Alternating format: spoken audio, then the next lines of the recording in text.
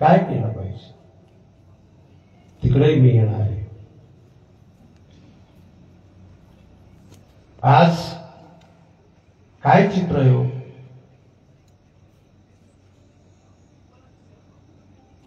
संविधानाला हात लावाल तर हात छाटू अशी कोणी एकेकाळी आमच्या गर्द्याला असायचे. बाहेरूनच काय संसदेच्या बाहेरूनच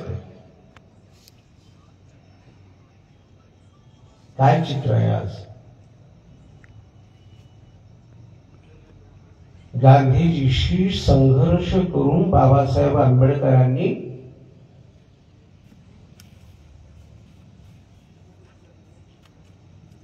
राजकारणातल्या आणि नोकरीतल्या राखीव जागा मिळवल्या, ज्याला आपण पुणे करार म्हणतो.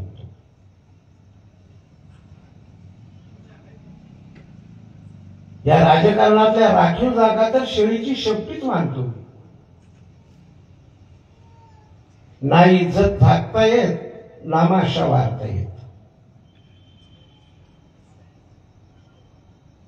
राखीव जागेवरून निवडून गेलेला कोणता आमदार आणि कोणता खासदार तुमचे प्रश्न मांडतो.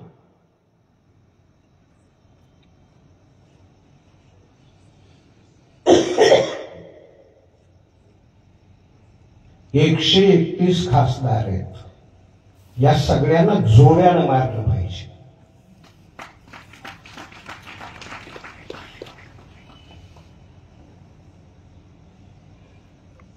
रामदासजीला एकदा मी म्हणालो होतो की संधी आली की राजीनामा फेका.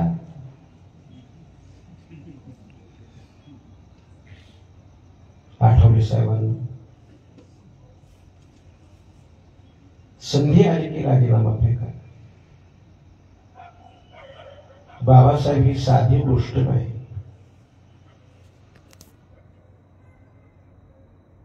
नेहरूंनी अभिवचन दिलं होतं, या देशातल्या स्त्रियांच्या स्वातंत्र्याचा जाहीरनामा आपण संसदेत मंजूर करून घेऊया. बाबासाहेब काय हिंदू कोड बिल, काय पद्धती होत्या. 1955 पर्यंत बालविवाह होत.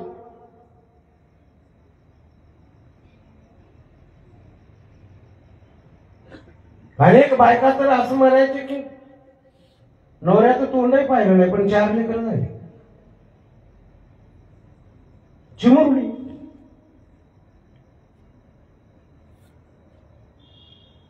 तिची संमती नाही. परंपराच होती, प्रथा होती. नवरा परमेश्वर कसं का असे ना, 7 जन्म तोच पाहिजे. कार्यक्रम लावून ठोकत राहिला तरी चालत.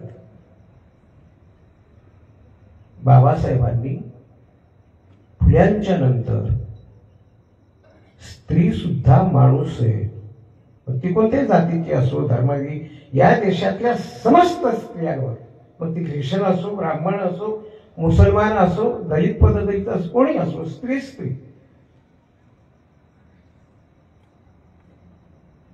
फुल्यांच्या नंतरचा जर उद्धारक कोण असेल तर तो फक्त बाबासाहेब आहे.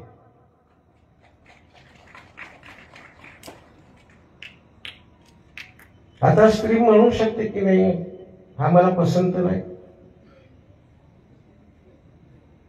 हे जे बळ आहे, हे बळ दिलं कोणी तर हिंदू कोड बिल. जे काही 6 अटी बाबासाहेबांनी राजीनामा पत्रामध्ये लिहिल्या होत्या त्याच्यामध्ये पहिली अट ही आहे की स्त्रियांच्या स्वातंत्र्याचा जाहीरनामा मंजूर करण्याचं अभिवचन देऊन सुद्धा नेहरूंनी पाळलं नाही. बाबासाहेबांनी राजीनामा फेकला.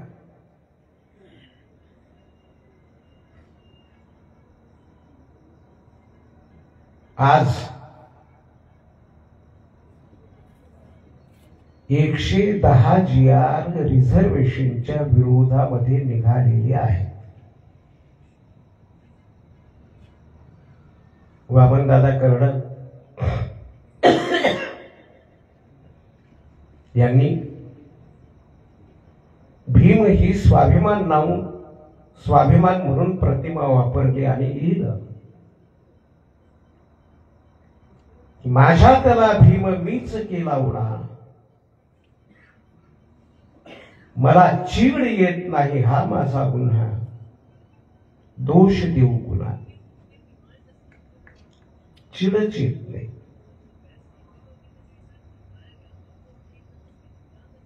नेत्यांना येत नाही, कार्यकर्त्यांना येत नाही.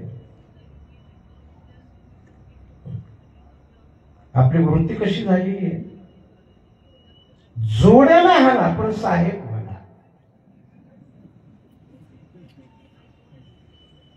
जोड्याला हाना पण साहेब म्हणा. कुणाचा ना कुणाचा पटीक झाल्याशिवाय त्याला कार्यकर्ता होत नाही. इतकी नामुष्की ज्या चळवळीत आहे, ती चळवळ स्वाभिमानानं राहील कशी उभी.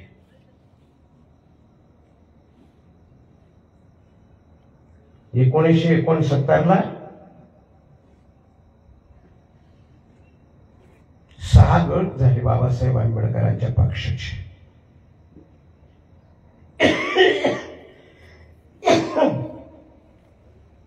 प्रकृती बरी नाही, पण तरीही या शत्रुघ्न जाधवच्या आग्रहापोटी यावं लागलं मला.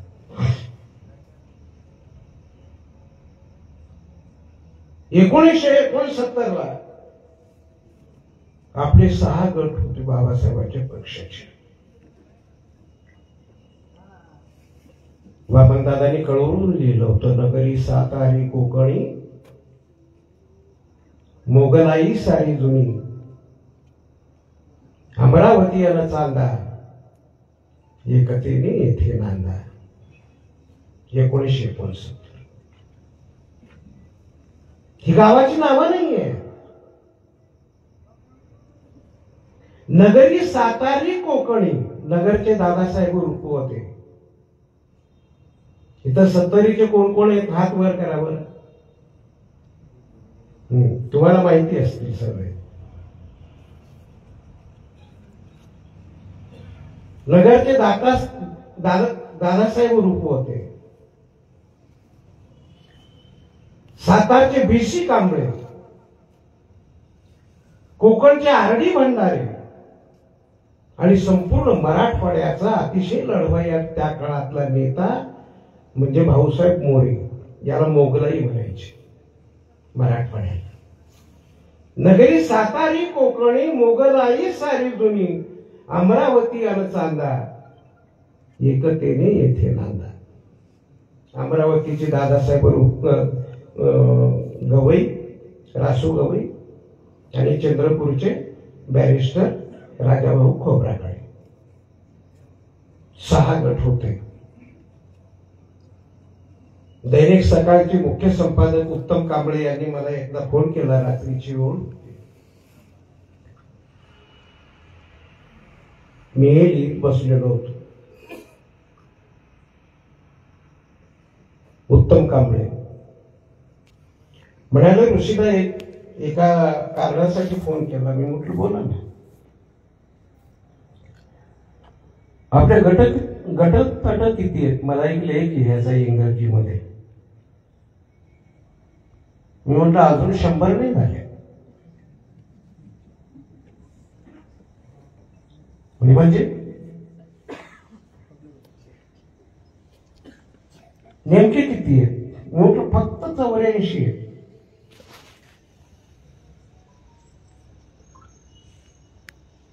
बाबासाहेब काय म्हणाले होते,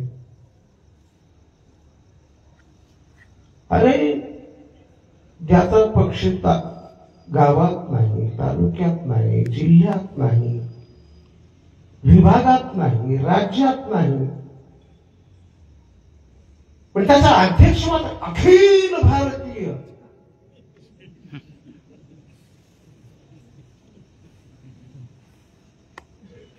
कोणी सोम्या गोम्या उठतो, पक्ष काढतो, अध्यक्ष होतो, राष्ट्रीय. धाक नाही समाजाचा. हे जसे जबाबदार आहेत तसे तुम्ही जबाबदार आहात, कारण त्यांच्या पाठीशी तुम्ही उभे राहा.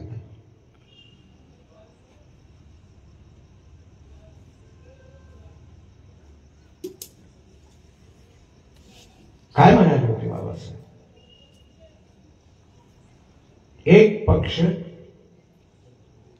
एक नेता आणि एक झेंडा असेल तरच तो पक्ष सत्तेपर्यंत जाऊ शकतो.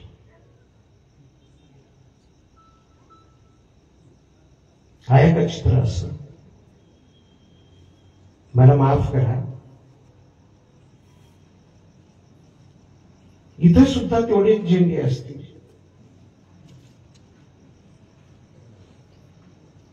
महाराष्ट्रभरातलं चित्र आहे.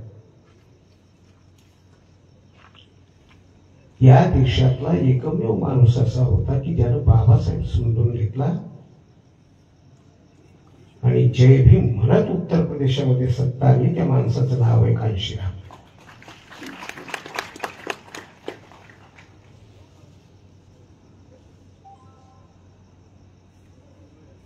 काय चित्र आहे आज? हे कानशीराम होते तोपर्यंत मायावतीला धाक होता.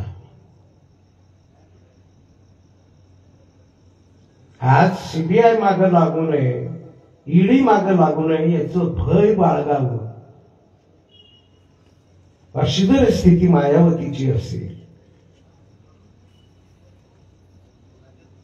मायावती जेव्हा शिक्षिका होती आणि साहेबांनी तिला चळवळीत आणलं, 3 वेळा मुख्यमंत्री केलं, त्यावेळी कुठे होती संपत्ती मायावतीकडं?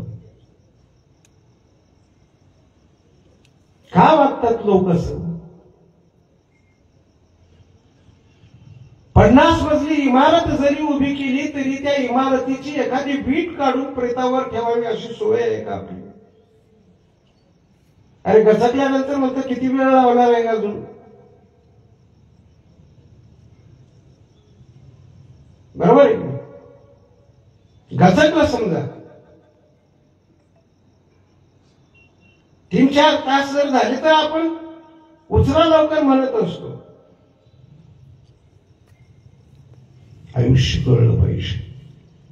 बाबासाहेबांच्या कार्यकर्त्यांना आयुष्य कळत होतं. त्यांच्या काळातल्या चळवळ कळत होती, समाज कळत होता, बांधिलकी कळत होती.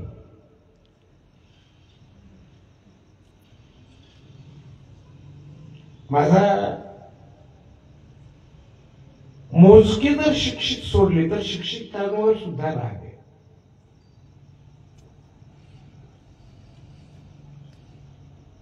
शिकलेली माणसं फार इमानदार आहेत असं चित्र मधल्या काळात नव्हतं.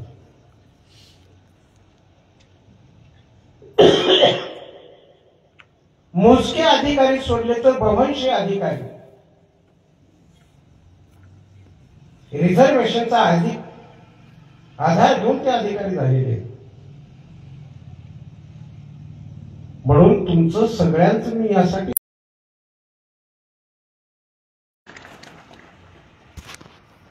आपलं आणि समाजाचं काही नातं आहे, आपलं आणि चळवळीचं काही नातं आहे असं समजून तुम्ही हे करताय. आणि हा आदर्श महाराष्ट्रातल्या अन्य ठिकाणच्या नोकरदारांनी सुद्धा घेण्याची गरज आहे. काय केलं पाहिजे? एक किती वाजता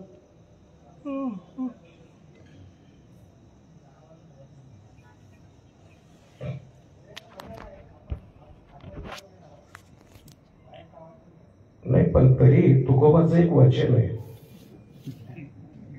आशाबद्ध भक्ता धाक शोधी याची चित्ता, असं तुकोबांनी म्हटलं. श्रोत्यांच्या आशा पल्लवित राहतील तोपर्यंत जो बोलतो तो चांगला वागता, असं तुकोबा म्हणाले.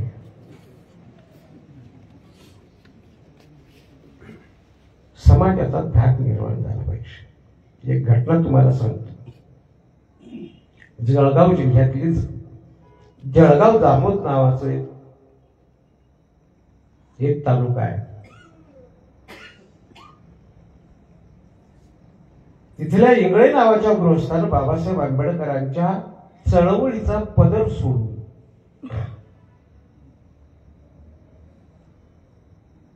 गांधीजीकडे ते गेले. काय करावं समाजानं? 3 मुली 3 मुलं, एकाचही लग्न झालं नाही. इतका बहिष्कार होता कारण बाबासाहेब आंबेडकरांच्या चळवळीचा पदर सोडून गेला. आहे का आपला धाक समाजाचं?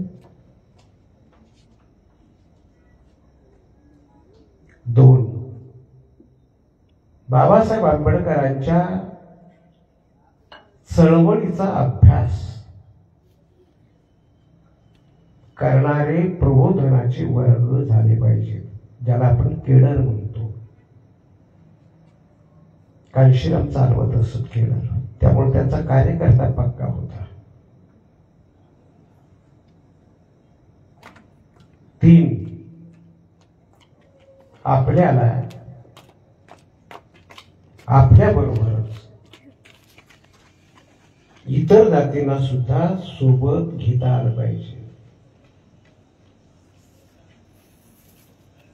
घेतो आपण? अविश्वास असेल काही का? मी विद्यार्थी चळवळीचं नेतृत्व करत असताना, विद्यार्थी असताना डॉक्टर बाबासाहेब आंबेडकर पदव्युत्तर आणि संशोधन विद्यार्थी संघटना ही स्थापन केली आणि त्या कार्यकारिणीमध्ये गोड पोरगा जसा होता तसा एक मांग पोरगा सुद्धा मी घेतला. माझ्याकडे काही पोरं आली आपली. ती म्हणाली, ऋषीदा त्या मांगट्याला कष्ट तुला देतो. मी म्हटलं का? तो आपला नाही नाही स्कॉलरशिप घेतात पण जे मी म्हणत नाही. नको म्हणू देऊ त्याला, आधी बाबासाहेब तर कळू दे. त्याला बाबासाहेब जर कळला तर तुझ्यापेक्षा 10 पटीनं जोरात म्हणून द्यावी.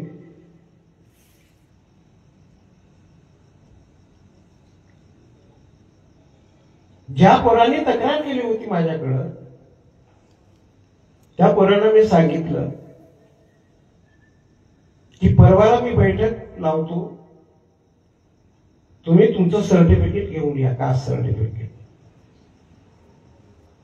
अनेकांचे कास्ट सर्टिफिकेट अजूनही नाही बदलले.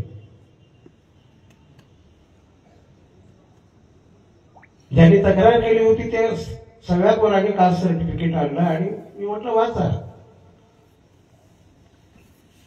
वाचलं त्यांनी.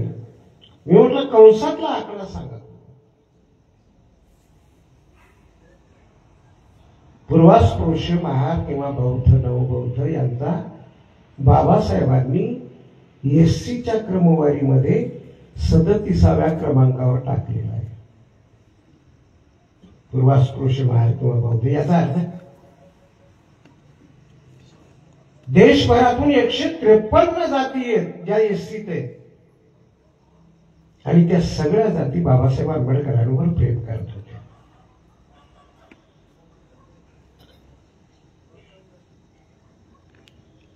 मांग 45व्या क्रमांकावर आहे एससी.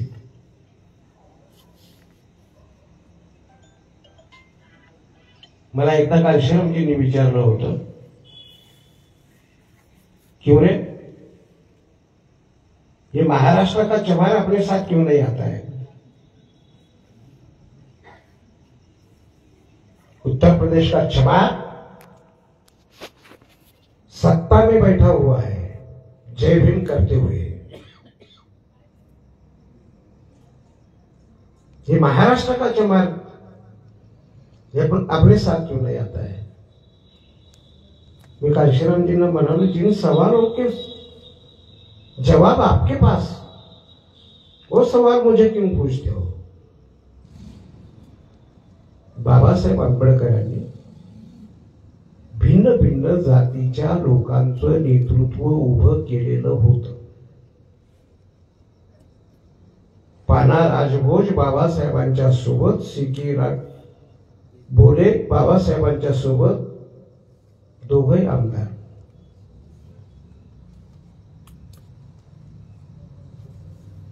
आम्हाला करता येईल का तसं? समाजानं विचार केला पाहिजे. सगळ्यात महत्वाची गोष्ट कोणती? घट तट घेऊन आला की त्याला वस्ती बंद करा, तर चळवळ उभी राहील. घट तट घेऊन आला की वस्ती बंदच करा, एकत्र या. त्याच्याशिवाय चळवळीतली पुनर्मांडणी होणार नाही.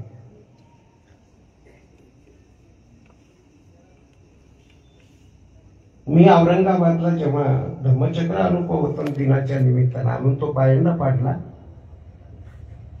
वसंत विशुद्धानंद, मी, दौलतराव मोरे, डॉक्टर तुषार मोरे, डॉक्टर देवदत्त म्हात्रे,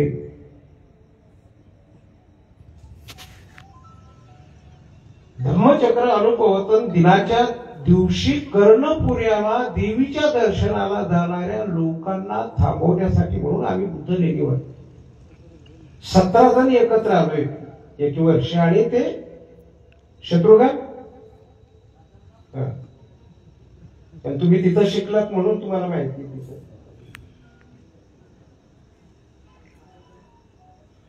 आज 7 लाख लोक येतात तिथे. एकदा मला भदंत विशुद्धानंद म्हणाले की आपण पायंडा पाडला 1984 ला.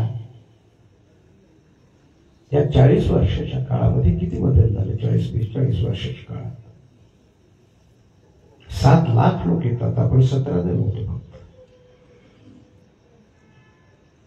मी भदंत विशुद्धानंदाला म्हणालो की हा सगळा उतारा आहे.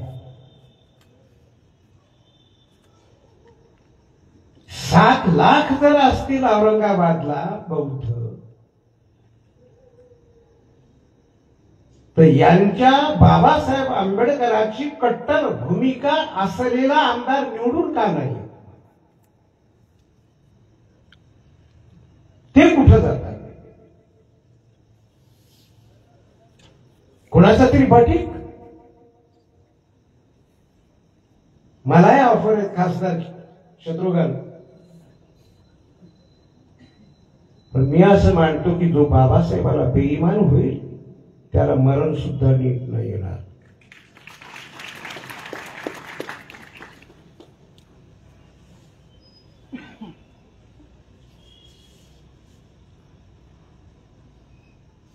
म्हणून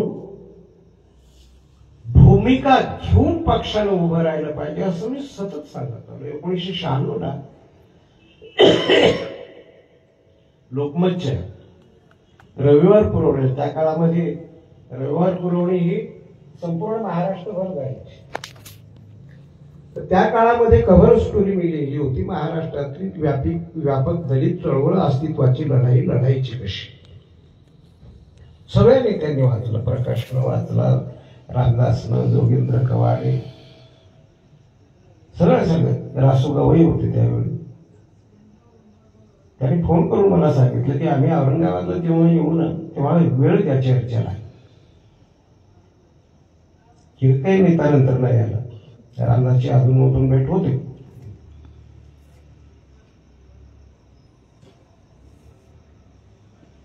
प्रश्न घेऊन जर लढे उभे केले तर पुन्हा एकदा चळवळ जिवंत होऊ शकते. असंघटित कामगार जो आहेत त्यांच्यासाठी कुणी राबायचं?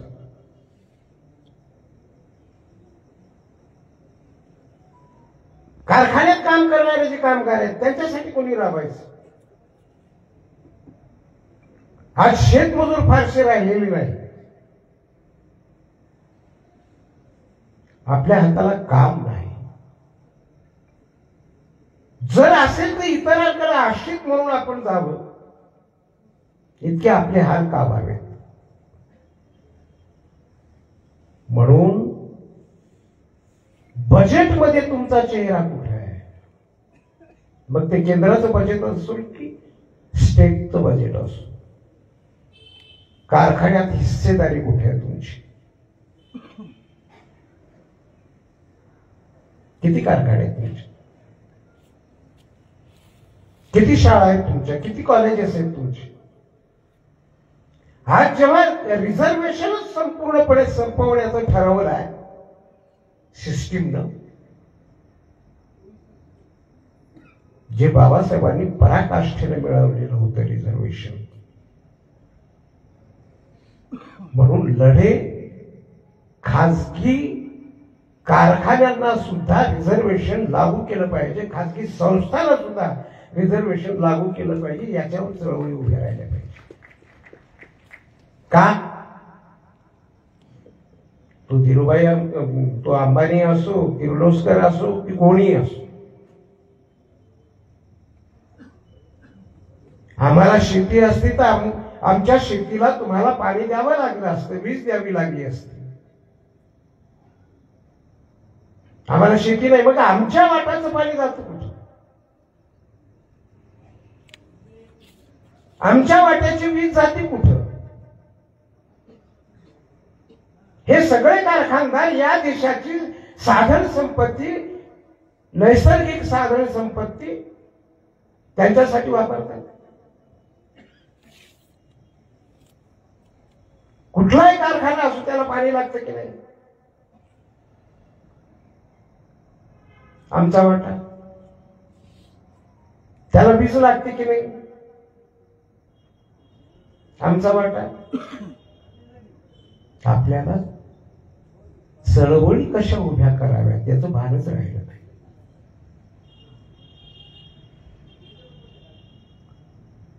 जर तुमच्या शाळा नाही, तुम्ही म्हणा तुम्हाला कोणी नको म्हटलं होतं शाळा काढायला?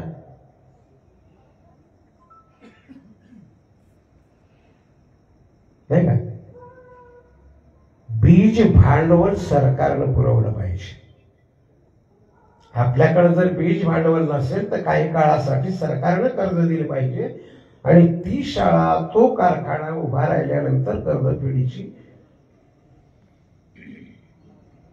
हमी आपल्याकडून लिहून घेतली पाहिजे. करणार आहोत का आपण काही मूलभूत? तुमचा शिक्षणाचा सुद्धा हक्क आता काढून घेतला जातोय. मला भीती वाटते की या लाडक्या पंतप्रधानांच्या कार्यकाळामध्ये नेप जे आलेले नॅशनल एज्युकेशनल पॉलिसी, नवीन राष्ट्रीय शैक्षणिक धोरण,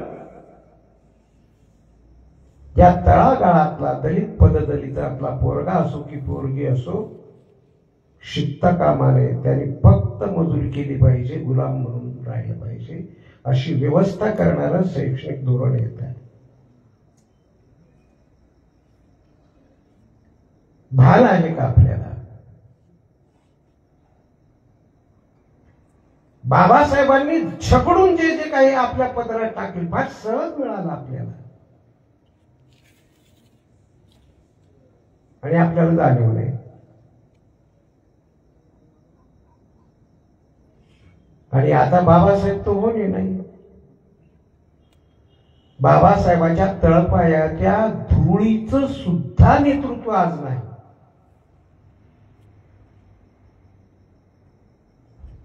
कोणता नेता कोणते प्रश्न घेऊन लढतोय?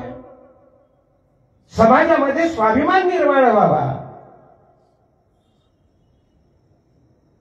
त्याचा स्वाभिमान बुलंद व्हावा, पण तरी त्याला उत्तम पद्धतीने जगता यावं, याच्यासाठी चळवळीत काय आणि शासकीय पातळीवर काय? सरकारी कायदे जर झाले तर आपल्याला झगडता तरी येतं. आणि तुमचा तारणहार म्हणून एकही खासदार आणि एकही आमदार ना संसदेत ना इकडं विधानमंडळात, तो तुमचा नसतो, त्याच्या पक्षाचे प्रश्न मांडतो.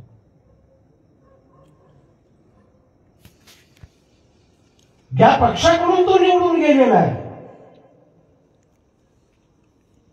मी मोहन भागवतांना डायरेक्ट पत्र लिहिलं होतं पंतप्रधानाच्या संबंधानं आणि एकूण देशातल्या वातावरणाच्या बाबतीत. 9 जुलै 2021 ला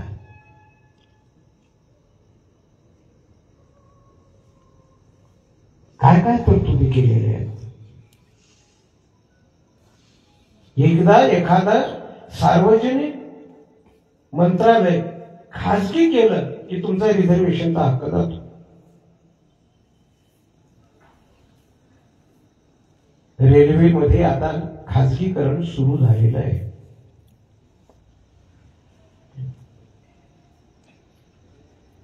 विमान प्राधिकरण खासगी आहे. असंख्य शाळा महाविद्यालय जेव्हा वसंतदादा पाटलांनी विना अनुदानित तत्वावरती कॉलेजेस देणं सुरू केलं होतं, त्यावेळी पहिला मोर्चा मी काढला विरोधात. आणि वसंतदादांना मी म्हणालो होतो की हे भांडवलशाहीकडे नेणारी वाट आहे.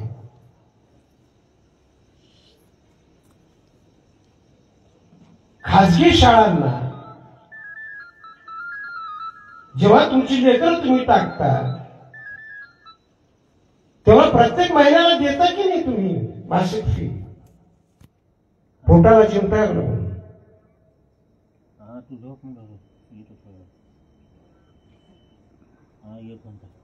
फडणवीस सरकारनं जेव्हा ठरवलं की 84,000 शाळा खासगी करायच्या, सरकारी जिल्हा परिषदेची, तेव्हा औरंगाबादला पहिलं धरणं आंदोलन मी केलं.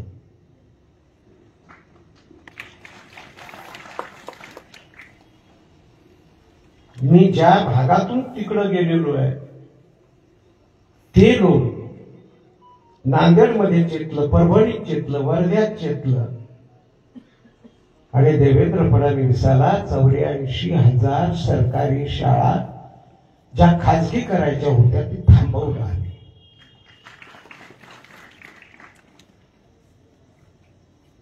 चळवळीतले नेते काय करतात, कुठे ते?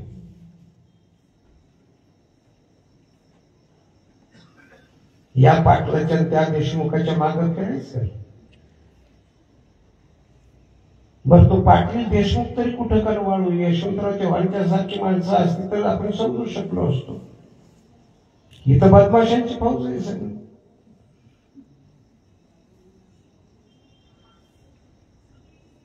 म्हणून समाजामध्ये जे काही ज्वलंत प्रश्न आहेत आणि अस्तित्वाच्या लढ्याचे प्रश्न आहेत ते घेऊन जर आपण लढलो तर चळवळ पुन्हा एकदा बांधता येऊ शकते, यावर माझा विश्वास आहे. मी निराशावादी अजिबात नाही, अजिबात नाही. पण चळवळीला उभ द्यायची असेल तर समाज एकसंध पाहिजे आणि समाज जसा एकसंध पाहिजे तसं वेगवेगळ्या गटातटांच्या लोकांनी सुद्धा किमान प्रश्नांच्या साठी एकत्र यावं. एवढी तरी अक्कल आहे का आपल्या नेत्यांना? समान प्रश्नासाठी एकत्र यावं, लढावं. ठीक आहे, तू याच्या मंडपात राहा, तू त्याच्या मंडपात राहा, काही हरकत नाही. आपण असं समजूया की एका कुटुंबाच्या वाटण्या झालेल्या आहेत. पण जेव्हा समाज गर्दीत जातो आणि गुलामीच्या वाटेवर उभा आहे,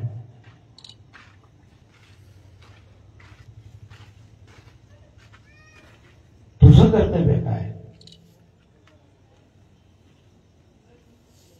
वामनदादांनी पुन्हा तसाच प्रश्न विचारलेला होता की समाजाचं काय, तुझ्या समाजाचं काय? म्हणून बाबासाहेब नीट समजून घेऊन प्रश्न ऐरणीवर ठेवून जर लोकांचं जागरण केलं, प्रबोधन केलं, तर चळवळीला पुन्हा ऊब देता येऊ शकते आणि चळवळ व्यापक करता येऊ शकते.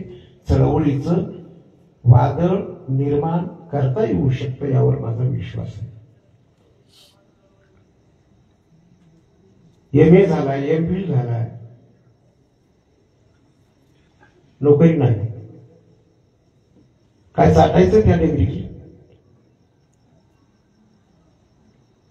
मी जेव्हा नोकरीला लागलो होतो, शत्रुघ्न जेव्हा औरंगाबादला शिकायला होतं, त्या काळामध्ये माझ्या नेतृत्वाला बदल होता, नाही का?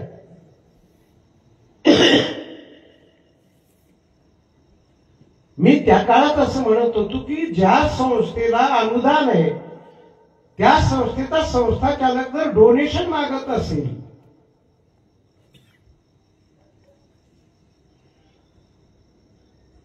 तर त्याला चौकात आणून मारा. त्याचं वकील पत्र मी घेतो, तुम्ही पैसे देतो. कुठं गेला आपला स्वाभिमान? आज प्राध्यापकाच्या नोकरीसाठी सिनियर कॉलेजच्या कमीत कमी 50 लाख रुपये मागतायत, कमीत कमी. संस्था का चालू देता असल्या पुन्हा एकदा आपल्याला कंबर कसावी लागेल आणि सामान्य माणसाच्या दुःखितांच्यासाठी, सामान्य माणसाच्या व्यथेसाठी, सामान्य माणसाच्या व्यथा दूर करण्यासाठी ज्याच्या हाताला काम राहील त्याच्या हाताला काम मिळावं याच्यासाठी आपण जबाबदारीनं वागण्याची गरज आहे असं मला वाटतं. आपण मला शांतपणे ऐकून घेतलं त्याबद्दल आपल्या सगळ्यांची ऋण व्यक्त करतो आणि पुन्हा एकदा बौद्ध सांस्कृतिक मंडळाचे त्यांचेही अंतःकरणपूर्वक ऋण व्यक्त करतो की त्यांनी आपल्याशी संवाद करण्याची संधी मला प्राप्त करून दिली. आपण मला अतिशय संयमानं ऐकून घेतलं. आपण सहनशील आहात. तुमच्या सहनशीलतेला अभिवादन करतो आणि थांबतो. जय हिंद.